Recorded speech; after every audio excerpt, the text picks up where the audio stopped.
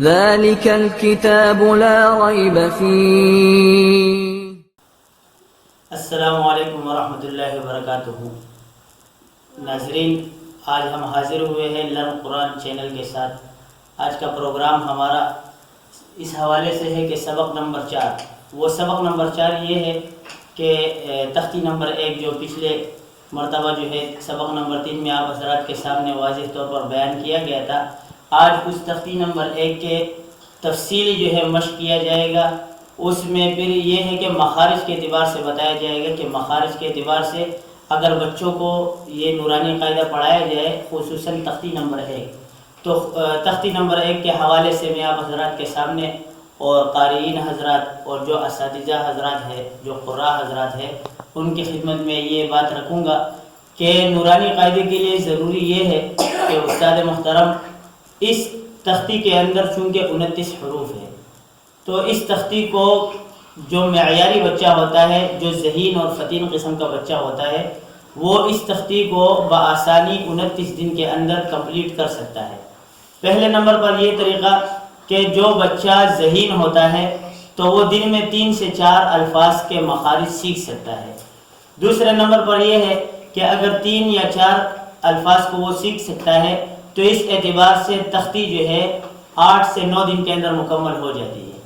دوسرے نمبر پر یہ جب تختی مکمل ہو جاتی ہے تو ایک دن پھر اس تختی کو الٹا پڑھایا جائے بچوں سے، یعنی یا سے لے کر الف تک. تیسرے دن جو ہے پھر اس تختی کو اوپر سے نیچے کی طرف یعنی الف پھر ہا پھر اسی طرح نیچے جاتے ہوئے. پھر چوتھے دن جو ہے اس تختی کو نیچے سے اوپر کی طرف لے کر جایا جائے یعنی یا پھر اوپر نون پھر اسی طرح اوپر جاتے ہوئے اس تختی کو یعنی 4 مرتبہ پڑھا دیا جائے.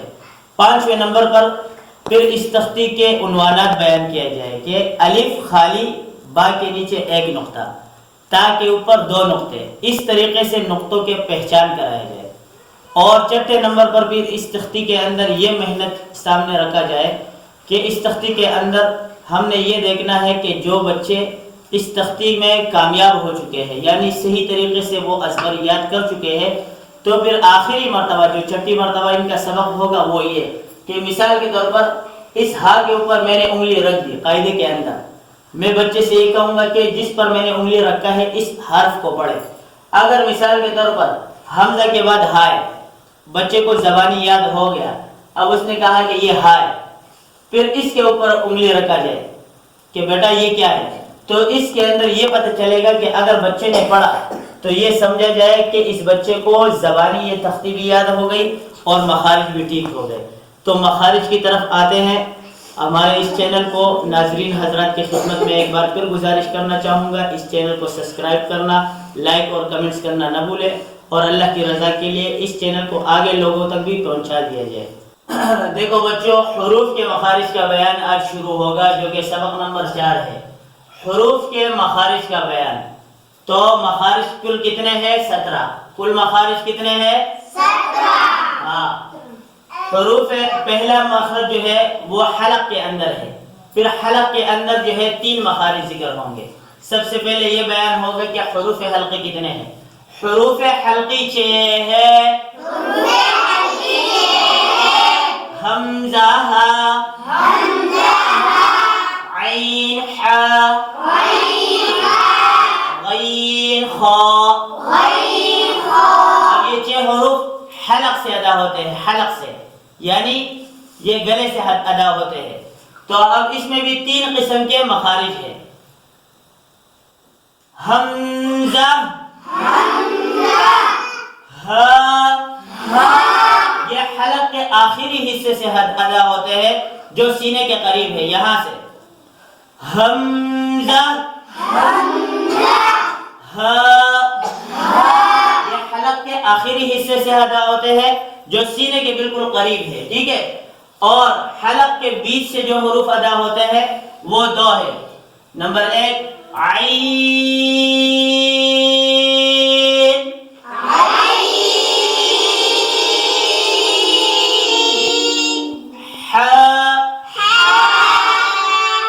یہ حلق کے بالکل بیچ سے یعنی اس حلق کو 3 حصے کیا جائے.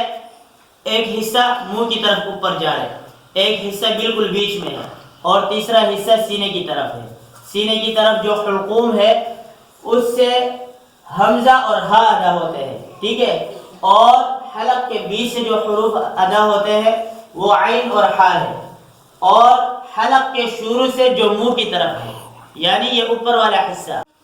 حلق میں تیسرے نمبر پر جو ہے وہ حلق کے شروع سے جو منہ کی طرف ہے یعنی اوپر والے حصے سے جو حروف ادا ہوتے ہیں حروف حلقی وہ ہے غین,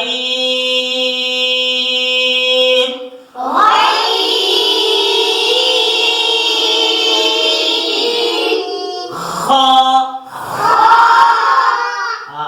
اور اب دوسرے نمبر پر مخرج جو ہے وہ زبان سے ادا ہونے والے حروف ہے. زبان کی نوک کون سی ہے؟ یہ جب یہ اوپر اور نیچے کے اگلے دونوں دانتوں کے کنارے سے لگے, یہ کنارے ہے, اوپر کے 2 دانت اور نیچے کے 2 دانت, زبان کی نوک جب ان دونوں کے کناروں سے لگے تو اس وقت یہ 3 حروف ادا ہوتے ہیں. ز, سین,